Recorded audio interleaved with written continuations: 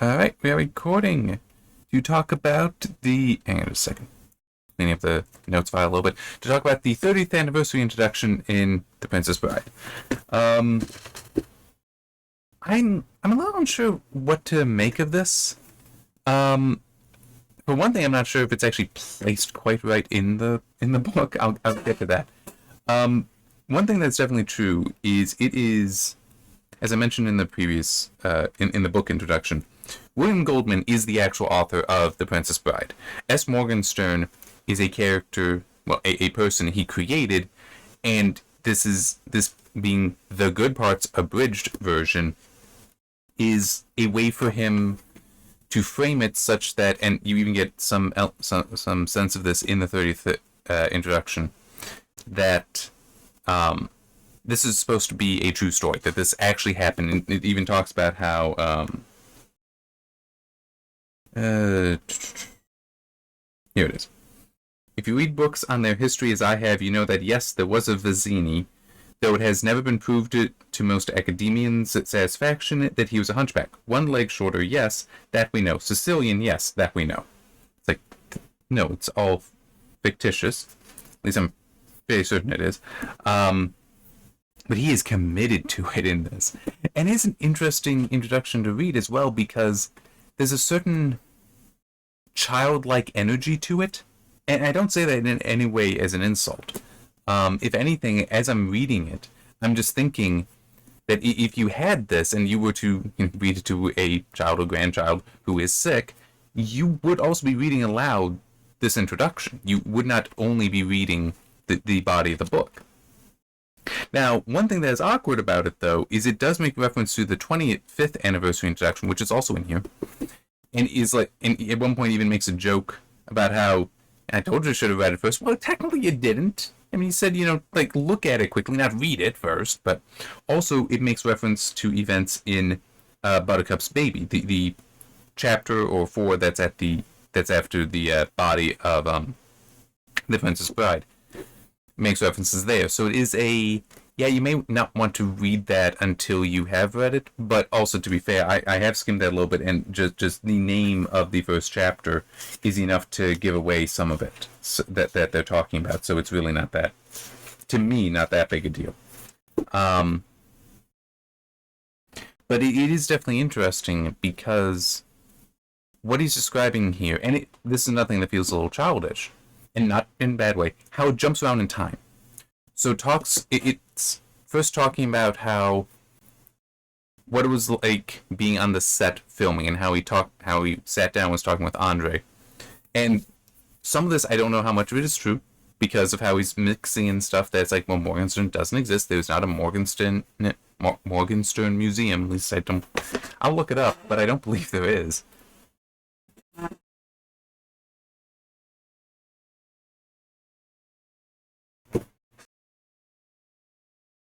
Yeah, no, it doesn't look like it.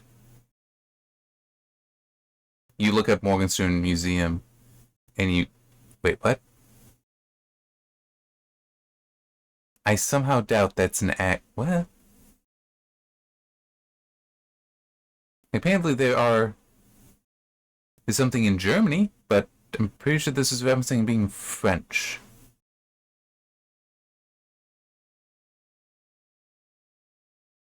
This is one issue with my not editing and such. Okay. Yeah, so pulling one thing up here, I don't read German, but it looks like it has a various number of ship models there. Oh, wait, no, those also look like Zeppelin, so I assume it is some sort of like German ship manufacturing company, whether it's naval ships or airships. So, yeah, the idea of there being a S. Morgenstern museum, though, that is invented. However, I want to assume that what he's talking about with Andre the Giant being so kind, and that there's like always kids there, and that will forever be the image in his mind of Andre, is with kids. That, like, for some of the times when filming, there'd be kids that, like kids of cast members or crew members, would come and they would be silent, but they'd be like one on his head, one on his shoulder, one on his arms, so that he is so they can all watch filming together with him. So like that I want to believe is completely true, as well as Andre's just gentle nature and wanting to be there and talk with him because he cares about the character. Um, that I want to believe is true. But I'm talking about how, yeah, I went to the Cliffs of Insanity to practice climbing. It's like, they wouldn't exist. Or that he visited the museum. Again, that wouldn't exist. Then he cuts to talking about his own grandson is turning 10. And 10 is important because he was 10.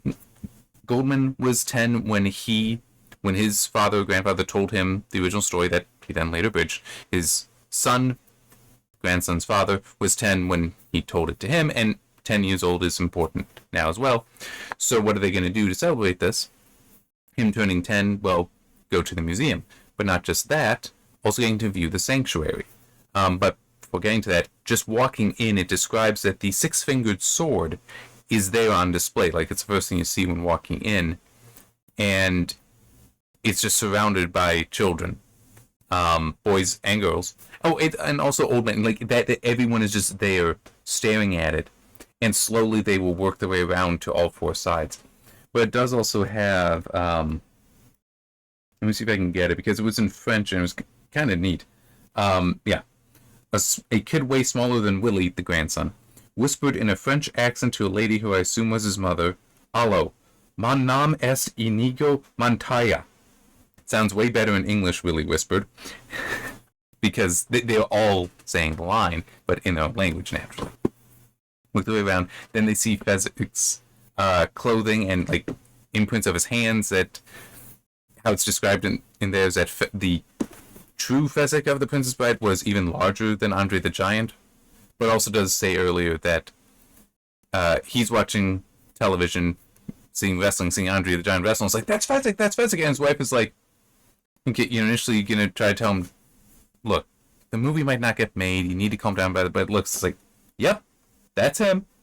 And then like goes back to whatever she's doing. Yeah, so they get to go into the sanctuary, and there's a little bit of a story there as well. I mean, just there's I'll get to that, but it's in there, and they find a journal, a diary, that is basically, and this is, in a way, it's kind of like the writer's ball stuff I've been doing. Not quite. No, not that. Okay. So, for me, I don't keep a journal. Maybe I should, but it's not quite how my process is. When I have an idea, I'll make a note. I have lots of text files, making a note, and I also have these things backed up in 1, 2, 3, 4, 5 locations, I think. And most of those sync also, so it's like I will not lose track of any notes. I do that. I don't keep a diary of it, but many authors, to my knowledge, do. And they find the one for the Princess Bride. The idea being that this is Morgenstern, while he's working on it, is putting the notes in there as well as larger reasoning. So for me, like, I will just write in a note. I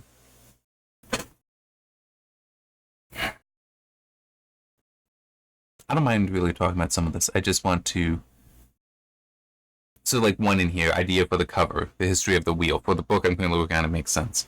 And yeah. No, I described enough of it in a recent Writer's Ball. From my perspective, recent, be a week or two old by the time this video comes out. Like that, it makes sense. I'm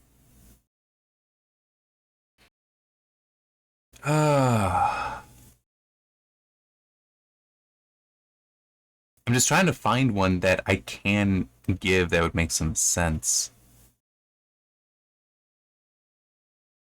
Okay, you know what? No, that maybe. So, the current story I'm writing involves trying to work through the technological errors of man, right? And one thing that I have in here, because this is something I realized quite a while ago, and it is a little sad to me in a way that I don't think it is given enough attention. But then I've also seen this in other things as well, that I haven't gotten to yet. But one that I had that occurred to me a while ago, and I have already had one rant in the book. It's a character ranting about this. And it will probably, some of this will come up again, but I have in here just the notes of ancient units of measurement. So there's a cubit, which is elbow tip to the middle finger, so that length. Okay, let me, yeah, from here to here. A hand, which is the width of the hand, maybe not with the thumb. Let's say it is with it. Span is the length. Foot is the human foot. And the yard, and that is originally the length of a man's belt, so that would be around their waist. But later, when that was actually standardized, King Henry had it be the distance from his nose to the tip of his thumb when his arm was stretched out. So it's just, for me, just the information, just the data, essentially, is what's in my notes. Sometimes I will also have, like, things, entire lines written out, speeches written out, but it is just in there like that. It's not with necessarily reasoning around it. Not necessarily, it can be there. But here's the excerpt, the first excerpt that we get from the Princess Bride diary. This morning I woke with the thought that Rugen should indeed kill Inigo. I realize that I lose the hello, my name is Inigo Montoya, and I would miss that. But if Inigo did die here, then Wesley would have to conquer both Humperdinck and Rugen, all this while so recently murdered, and remember, please, that Wesley is your main hero. Okay. It goes on a little bit, and because, I mean, I'm reading this and it's like, yeah, that's a bad idea for a number of reasons. But it goes on, really turn the page, start reading again. I've decided Inigo must not die. I was up half the night, and finally I tried to write the scene where he kills Rugen, saying the line over and over until he finally cries, I want my father back, you son of a bitch. And when I wrote those words, I realized I realized what I wanted most on earth, that I cannot have is my own father back. So Inigo will triumph and live, and Wesley will have to be content in just besting Humperdinck. Willie looked up from the diary. Wow, he almost screwed up his own book. So that kind of reasoning that's included in there with the diary, that I don't do. That's not my style of note keeping. And I'm only stating that as a statement. I'm not saying one is better than the other. It's just not how I do it.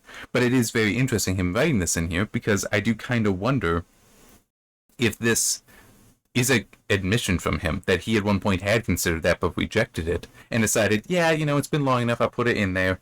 And it's also, when you think about it, how this is written, and as I said, this feels like you could have just been reading this aloud as part of reading the book to somebody. If somebody has already heard the book, or if somebody has already seen the movie, their reaction would be like, what? No! You can't do that! They would completely do that, because Inigo is such a great character, at least in the movie. And how you then do have, Willie looked up from the diary, wow, he almost screwed up his own book. Like, even he's saying, yeah, that would have been a dumb idea. It's a good thing I didn't do that. And there's multiple reasons why. Like some I put in here. Hang on, I need to close. Don't need that open anymore.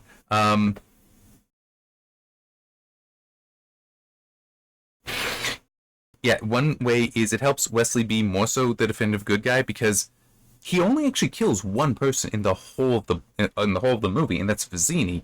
But even then, Vizzini kind of got caught in his own trap. Wesley did he set the trap, but Vizzini designed the trap. So there is a certain Vizzini kind of caused his own downfall in the movie, at least. We'll see about the book. So there is that element there, and there's also Vizzini is a bad guy, very much so. But now look at Inigo. How many kills does he have? Yes, Rugen is a bad guy. So him being killed, totally fair, makes sense.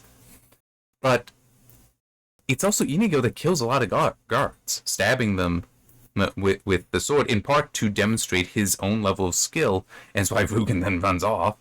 But he has technically killed multiple people here.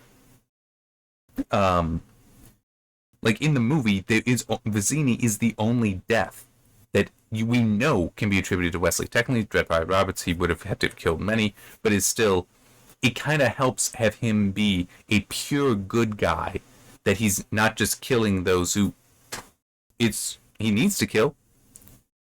Inigo needed to kill those guards, but it still is, you're preserving Wesley from a lot of that.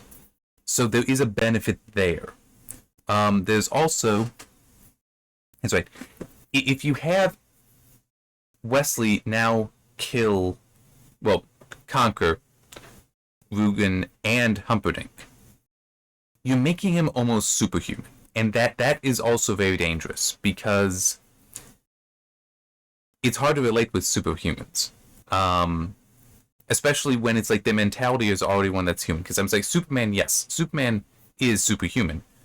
But there's a certain mentality to him that you can still relate to. Wesley, you can do that, but it's like Wesley should just be a man. So him just overcoming literally everything seems a bit much. And it would be harder to relate to him. Whereas if it is, Inigo is the one who gets that kill and is technically the one who gets the most kills, that's a bit easier, because it's also, again, a separation between these two characters, and they're both very good characters and good guys.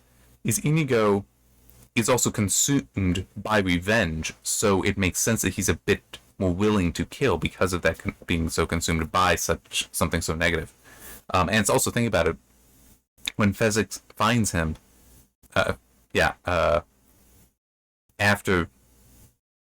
prior to the wedding, at least in the movie, he's drunk. And I'm pretty sure, it had also been mentioned he was drunk before. So he is a, self-destructive individual as well with how he's an alcoholic. Well, not necessarily an alcoholic, but definitely a drunk. Because he might not be addicted, but he definitely drinks himself to drunkenness. Based on that, again, based on the movie. We'll see how it is in the book. But it's still,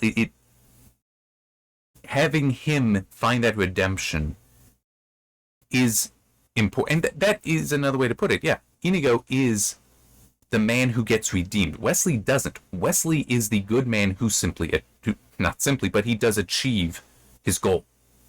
So you can, in both of them, find somebody very important to relate to, very valuable to relate to. So by killing off Inigo, you risk saying, well, you can't have this redemption. You need to just be the good person that will then achieve. It's like, so yeah, there are many reasons why it would have screwed up the book, exactly as Willie says. But it is still, going back to the other points, that it does read a lot like this is to read it to children.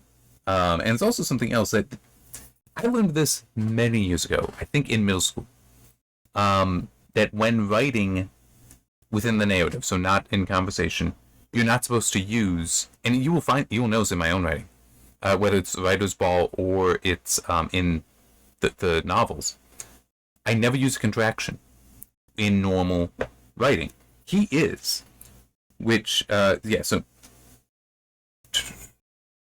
hang on. I'm just trying to see if there's a good example right near that. Nope. Not really seeing it, but there's one on the next page. You didn't see Buttercup's baby journal. So the journal he kept while writing Buttercup's baby, Morgenstern kept. I asked, I didn't. Willie answered. He shook his head. They wouldn't. Oh, no. Sorry, then that is in text. I thought that. I know somewhere I noticed. Here we go. He was right. We left the sanctuary, left the museum, started to find a place to eat, but it was chilly and Willie had worn a jacket, but he'd left his heavy coat back in the room and he wanted to go there, so we did. And that I'm seeing not as it's just a style choice, to be clear. It's what I learned, but it still is technically a style choice. And a lot of people don't keep that. Although I will admit, when I see a piece of news written and they have contractions in there, that does annoy me. Because, no, this is supposed to be more academic, more clinical. It should be without contractions, in my opinion. It's one thing when it's a work of fiction, one way or the other, or associated with that. That's different. But it is also, having the contractions in here, it again feels a little bit more like you're to read this. So he's like, saving your time. You don't need to contract it here. I'll contract it for you. But it's also just because you didn't see Buttercup's baby journal, because part of the premise to this is he wants to find that journal so he can write an abridged version of Buttercup's baby. In other words, just write the sequel. And the kids stole it. So they get, when he's back in the hotel room, he's able to look through it freely. They will return it in a few hours, but he's able to look through it freely. And part of the reason is also, and I skipped over this, the caretaker for the museum, the sanctuary where all the letters are kept, all the journals and such are kept, is normally off limits to everyone. But it's like, I'm William Goldman. That's nice. You're not getting in. It's like Stephen King, as in the author Stephen King, wrote a letter. It's like, oh yes, Stephen King. He's a few generations removed from us, because it sounds like Florin would be within France, and that does seem right that King would be have ancestry in France. He's like, oh yes, he's a very good man. Yes, that's very nice. We received no letter. What are you talking about? It's like, damn it, I should have brought a note with me. I should have had King give me a note so I can hand to him. But even then, he'd probably say that I faked it or something. And he wouldn't recognize Stephen King's handwriting anyway. It's like, fine, I'll leave. Then Will is like, it's a mistake. Just call him. That's right, I have a cell phone. So he calls Stephen King, who's like, oh, yeah, their mail's the worst in Europe. Put him on the phone. So like hands it over and it's like, okay, yes, bring it. So but there's also the comment of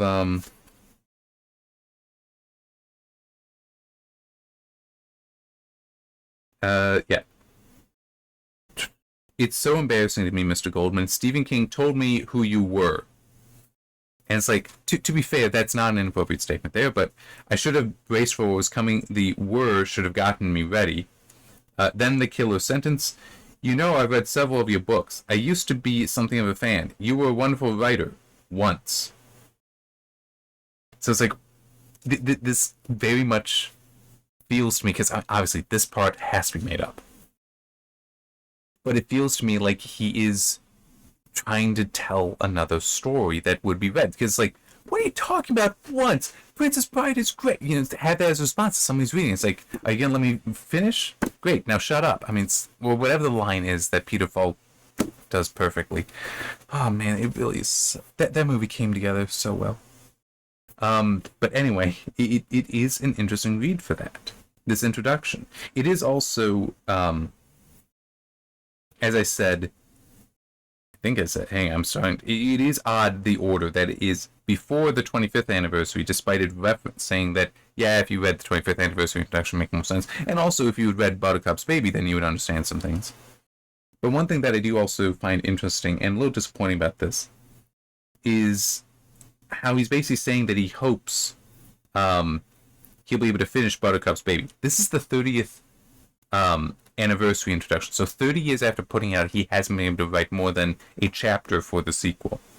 Which, I mean, on the one hand, I kind of appreciate that, because it'd be nice to know comfortably that, you know, in 30 years I might still be writing. Hey, there are some stories I'd really like to do, but I don't know, because at some point time is going to catch me. Honestly, at least this guy is in theory making sufficient money as a writer. He can just focus on writing. That's not the case for me, but that's a separate thing. But it's also a little disappointing in a way that he didn't finish it. All we get is that one chapter. And now I don't know if it ends that it might be a complete enough story on its own. That's essentially just a single, a short story.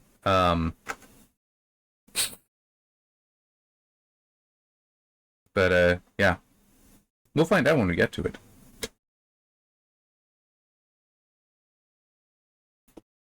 Yeah, sorry, I just noticed. Question 13 in the reading group guide. How should The Princess Bride ultimately be categorized? Satire? Adventure? Romance? Fantasy? Is the title ironic?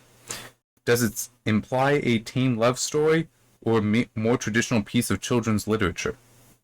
Is it ironic? How would it be ironic? I mean, not to diminish the Buttercup character, but she's kind of the MacGuffin.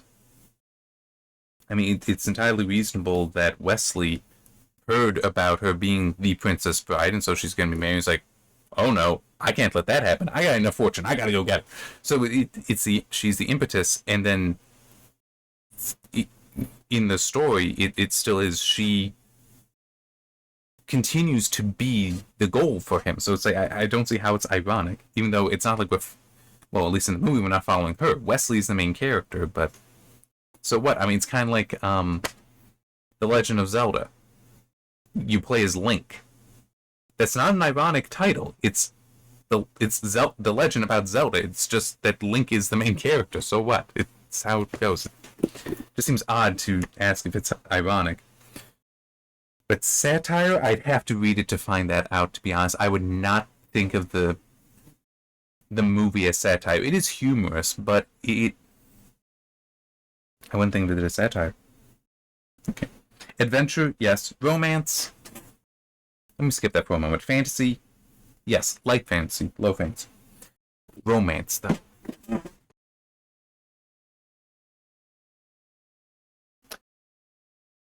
Yes, in two ways, but you might be a little surprised by what I'm going to say is the lesser of the two. The lesser of the two would be the darling, I love you kind of romance, right? But in the other meaning of romance, which is like, if somebody is a romantic, it's not that, they're darling, I love you. It's not necessarily that, but that they are idealistic. That they would. Do you think true love happens every day? That true love would never keep them apart. That for true love alone, Wesley is not dead, and Naoko Max is able to bring him back. It's like that's a romantic concept. That is a that would make this kind of a romantic story because it is that idealized. And you see that it would be like that in other ways as well. Like the idea that this random guy, like somehow Wesley matches Fezzik's strength such that he can climb the cliffs of insanity, is skilled enough to overcome the Spaniard who has been Inigo, who has been dedicating his life to fencing, is still able to best him at fencing and do so without suffering any injuries, in the movie at least, and doesn't need to kill him. It's like, is that dominant that he's able to just, nope, don't need to kill him. Figures out a way to beat a giant, deals with Fezzik. I mean, Vizzini, sorry. I mean, it's like, there's a lot of elements there that are romanticized. So in that way, yes, it is a romantic story. Is it also romantic as in a love story? Yeah, but not as strongly, I would say. So,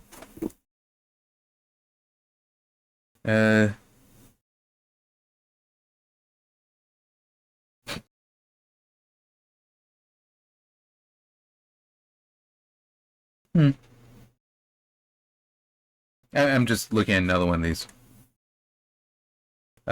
Consider the romantic relationships that Goldman describes throughout the novel. Goldman and Helen, so him and his wife. Wesley and Buttercup. Miracle Max and Valerie. That's going to be interesting to get more. How does Goldman portray the women in his novel? Does it say anything about his views of romance and marriage, or is it all part of a joke? That's going to be interesting to get to. Will be. Yeah, we'll see. There was already a little bit mentioned in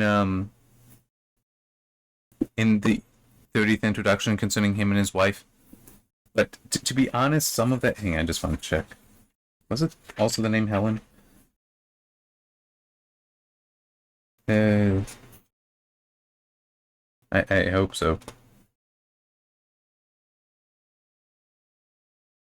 Yes. It does seem to describe the relationship there as though, yeah, she's the smart one. I'm just here. Like, that not that they don't love each other, but just kind of that cliche that she's wonderful, he's just around because she does love him and he could never explain that kind of thing. So but I mean, obviously that's in this introduction, it's not in the body of the book. We'll be interested in getting to that to see about some of that, but yeah. I guess I should try to conclude with this. Would I suggest reading it before getting to the body of the book? I would say it depends.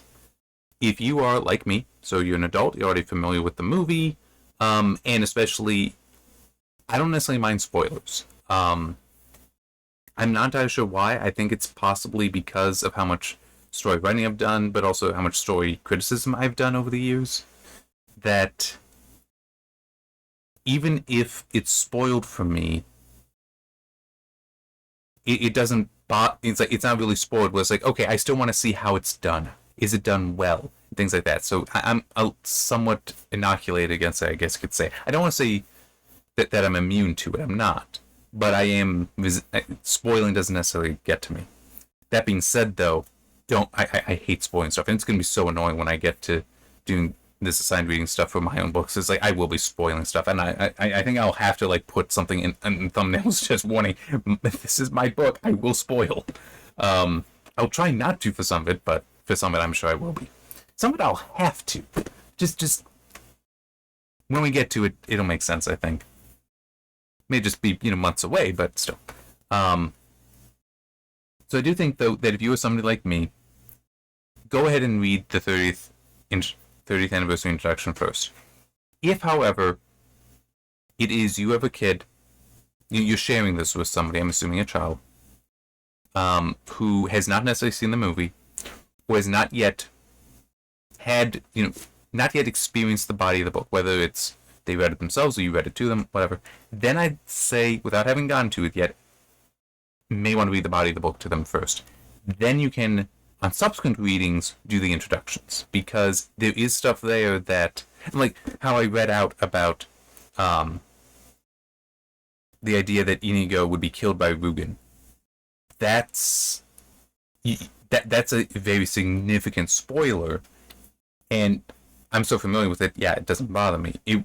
If I wasn't familiar with it, I would just be confused. So. Yeah, I think it would be best to avoid that. You'd want to be able to read it if you're reading it to somebody that when you read that specific thing, they're like, what? No, you couldn't do that. He needs to live. You want that kind of reaction. Also like the whole, in the movie, no, Grandpa, you read that wrong. Wesley doesn't die. Wesley can't die. You want to provoke that. I think that's part of why the introduction is written the way it is. You want to provoke reactions like that, but they need to have that understanding already. So, first time reader, enjoyer of the story, at least the 30th, I would skip. Maybe the 25th as well, not sure. Read The Princess Bride, and then maybe come back and read it, same reading session as it were. Or maybe it's just they may ask for it to be read to them again, included at that time. That's my current feeling, but is also, I'm saying this with near total ignorance on the book version, just knowledge of the movie. So, all right. So yeah, next will be the 25th anniversary introduction, which will be interesting. I do not know how much of it will be within. Sorry, my brain just turned off a little bit. How much of it will be in the same kind of writing style? How much of it might be more of a just straight introduction? Things like that. I also am a little curious because there's nothing clear here, except for like in the reading guide, that is basically saying that yeah, Goldman made up Morgenstern and he's the only author to it all. Which also does make me think of one other thing, but yeah, I wonder if there will be anything in there or not, or if this is just sort of an open but kind of quiet secret. But no, the one thing that occurred to me with the whole, it's kind of disappointing. I only wrote one chapter for Buttercup's baby. Yes, but it's also worth knowing that sometimes a story is over, and you should not try to expand on it. Like how I think it's a chapter was written. Tolkien managed to write a chapter for a sequel to Lord of the Rings, and he abandoned it. Oh crap! What is the term? With prejudice in court, like a case is dismissed with prejudice. That means that no, it can't be refiled. Those charges cannot be refiled. I'm not sure if that's right, but he dismissed doing that sequel, and it makes perfect sense why. Because the only way it could is if you delegitimize the ending of Lord of the Rings, the defeat of Sauron, that evil has been defeated, but, well, no, it hasn't. I mean, that is a problem. That makes sense for why you wouldn't be able to do it. And kind of that maybe that's also here for why he maybe never was able to finish Buttercup's baby. That's like, the story was done. I can't go further with it without saying that the story wasn't done, and it was done. So. I'm just trying to think if there's anything. I guess, yeah, one other thing that occurred to me concerning Tolkien, because the Lord of the Rings is interesting. Technically, the whole of his legendary name is interesting because technically it is Earth. Technically, it's supposed to be like a very early period in our own history, which, because of his Catholic faith, he actually does set it like within Genesis. Within Genesis, prior to the flood of Noah. I don't remember which book of Genesis, which chapter of Genesis that is, but that it would technically be prior to all those events. And you can actually look it up because Lord of the Rings is set in the Third Age. The Silmarillion, a lot of that is Second Age, but you also have First Age. You have the trees as well, things like that. I think there's another age as well. At some point, I'll read through those. The end of the Lord of the Rings is in the Fourth Age, though. It's a little bit. I don't even remember if the Fourth Age technically starts with Aragorn being crowned King Elisar, or if it's actually a little bit after. Don't quite remember. But you can actually work it out, and like we are in like the 8th or 9th age, following how Tolkien labels them. It's something like that. I don't quite remember. But you can see that in there, so. It is just kind of funny, the whole, yes, he couldn't write a sequel, but technically he said it at a time where we are living in the sequel. So kind of funny how that works. But it is also interesting because the I don't remember the name, but it's right over there, but I don't feel like grabbing it. A book that basically was going through, no, I will just grab it. Give me a moment.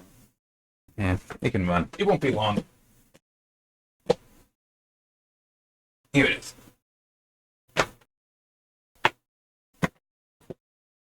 Tolkien Dogmatics. Theology through mythology. I'm just trying to think of the best way to put it. Yeah, because one thing that he points out in there, and it's an interesting aspect, that there is no formal religion in the Lord of the Rings, Silmarillion and such, except for worshippers of Morgoth, Melkor, and Sauron, and how that is actually interesting and aligns with the whole being set in that specific time period within the Book of Genesis, because the Hebrew faith actually doesn't start, well, Hebrew religion, I should say, the religion doesn't start until Exodus, after the Exodus from Egypt, and when you get the Ten Commandments and all that. That's actually when religion starts, so that would explain why, yes, there isn't any formal religion within the Lord of the Rings and such. You never know where I'm gonna go when I'm doing these videos, do you? One thing that disappoints me is I kind of wish I knew more about C.S. Lewis so I could talk about him instead of constantly going to Tolkien, because I know I do that a lot. To be fair, I just finished reading The Lord of the Rings we're coming up on about a year ago now, less than that, but yeah, so it's still kind of fresh in my mind. All right. That's been enough of my rambling. We'll see you next time for the 25th anniversary introduction. See you then.